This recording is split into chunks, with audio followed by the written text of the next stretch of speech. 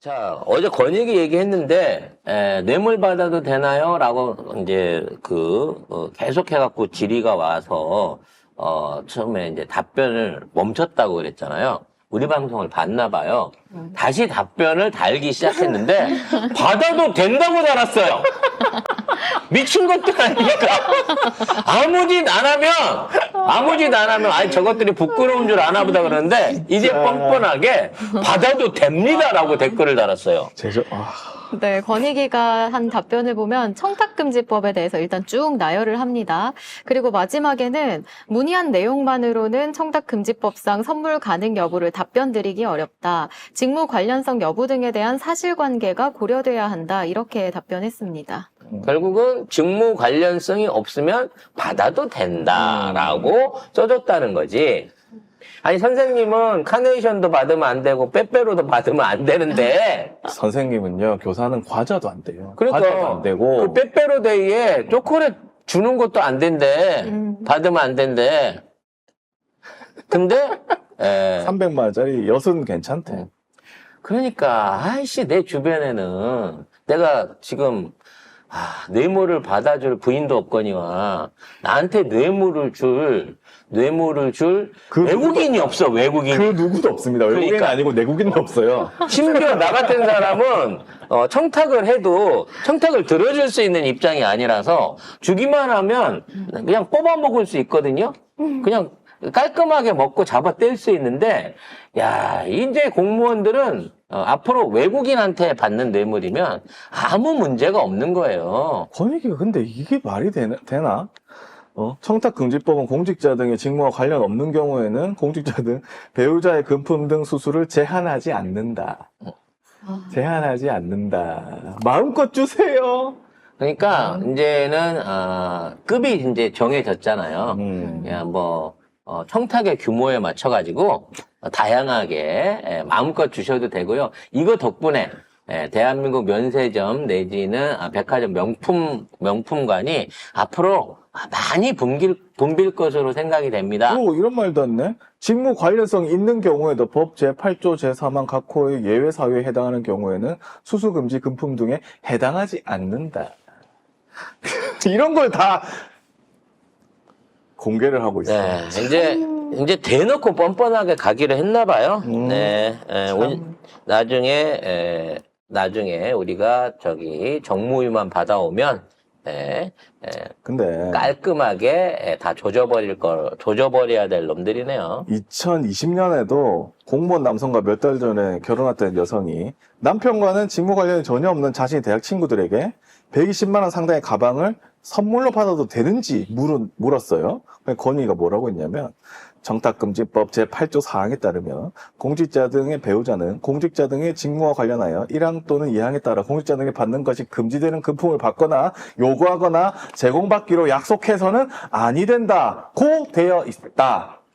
그러니까 의도가 없어도 금품을 받으면 사후에라도 예를 들어 먼저 줘놓고 나중에 부탁할 수도 있는 부분인 거고 전혀 상관없는데 우연히 그 친구가 뭔가 견적을 거래를 터준다, 수의 계획을 해주든지 이런 일이 일어날 수 있는 여지가 있기 때문에 아예 금품 자체를 주고받는 행위를 하지 말라는 거야. 아니 땐 굴뚝에 연기 나고 오이밭에서 신발 매지 말고 그런 얘기 있잖아요.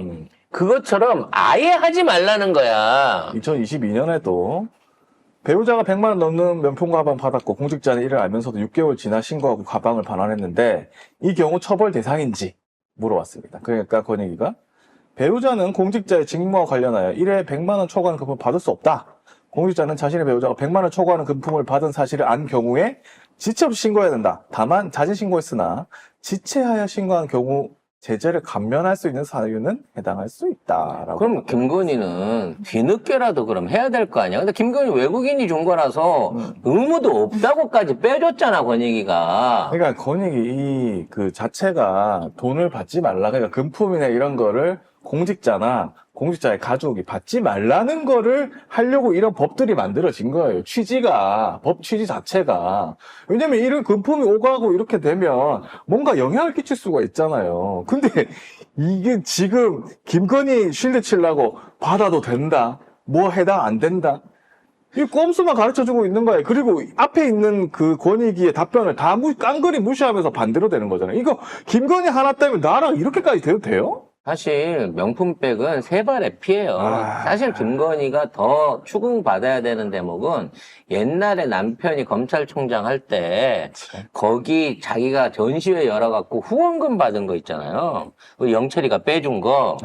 그거가 사실은 훨씬 더 큰 겁니다. 그래서 권익위는 지금 명품백을 막는 게 아니고요. 이러한 청탁행위, 수수행위 자체를 전면적으로 막아야 되기 때문에 이게 명품백을 통과시키면 그것도 나중에 다시 돌아와서 권익위에서 수사를 해야 되는 상황이 생기기 때문에 이걸 막는 거예요. 자, 숙대가 결국 새 총장을 뽑았습니다. 다행스럽게도 우리가 걱정했던 이사회가 1등인 문시현 교수를 배제하지 않고 그대로 이제 통과를 시켰어요. 그러니까 여론의 의식을 안 할 수 없었다라고 보여지기도 하는데 거꾸로 말하면 건희 말빨이 이제 안 맥히게 됐구나라는 거죠. 결국은 여기에 대한 이제 논문 검증 안 할 수 없을 겁니다. 논문 검증이 한다고 결정만 하면 일주일 안 걸릴 일이거든요. 제가 보기엔 올 하반기가 되기 전에 빠르면 이달 말에라도 건희가 이제 고졸로 고졸로 바로 학력이 강등되는 아마 요걸 좀 맛보게 되지 않을까라는 생각을 하는데요. 그만큼 지금 건희가 여기까지 신경 쓸 여력이 없는 모양입니다. 네. 아무튼 문 총장님 축하드리고요. 약속하신 거, 국민들하고 약속하신 거, 동문들하고 약속하신 거 빨리 진행하시기 바라겠습니다. 진행하는데 이사회 누가 나서가지고 못하게 막고 그러시잖아요? 그럼 방송에 흘리세요. 네. 방송에 흘려갖고 제보하십시오. 저희는 힘이 없으니까. 더 탐사나 큰 업체, 뉴탐사나 큰 어떤 언론 매체들을 이용해가지고 얘기하시고요. 교육위에다가 직접 국회에다가 제보를 하셔도 이 문제를 열심히 도와드릴 거라고 생각이 됩니다.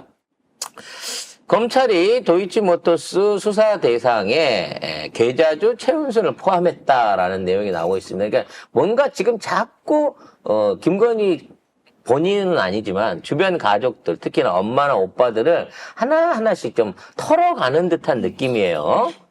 검찰 관계자가 도이치모터스 주가 조작 의혹에 대해 최은순도 수사 중이냐는 기자 질문을 받고 수사 대상으로 알고 있다고 답했습니다.